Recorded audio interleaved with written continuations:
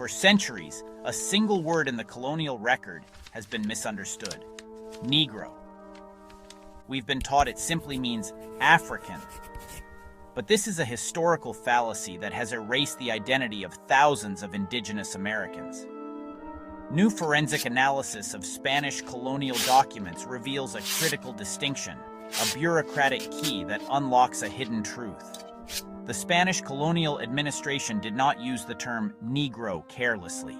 They operated with precise legal specificity. On one side, you had Negro de Guinea, the black from Guinea. This term was reserved exclusively for individuals of African origin brought across the Atlantic. On the other, you had Negro de Tierra, the black of the land. This was a specific administrative category for the dark-skinned indigenous population native to the Americas. This was not a casual description. It was a conscious clerical effort to classify populations. In parish registers, we see this proof repeatedly.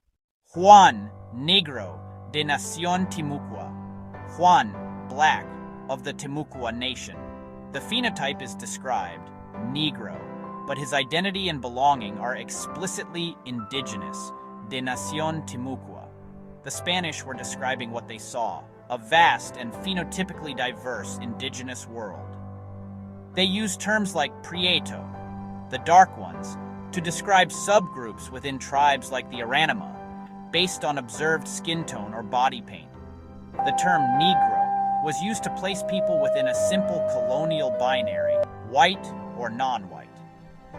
For the Spanish bureaucrat, a dark-skinned Native American was Negro by phenotype, but Indio by nationality and de la tierra, of the land, by origin. The erasure began when this sophisticated Spanish system collided with the simpler, more brutal racial binary of the English colonies. Laws like the 1705 Virginia Act concerning servants and slaves deliberately collapsed these distinctions. The English free Negro and mulatto categories became legal traps, systematically reclassifying entire Native American families and communities, severing their legal tie to their land and tribes. The conclusion is undeniable. The forensic evidence in the archives themselves proves that Negro was never synonymous with African. It was a phenotypic descriptor for the original dark-skinned peoples of this land. The Negro de Tierra was not a foreigner. He was, and his descendants remain, indigenous American. The 1619 narrative is not the beginning of this story.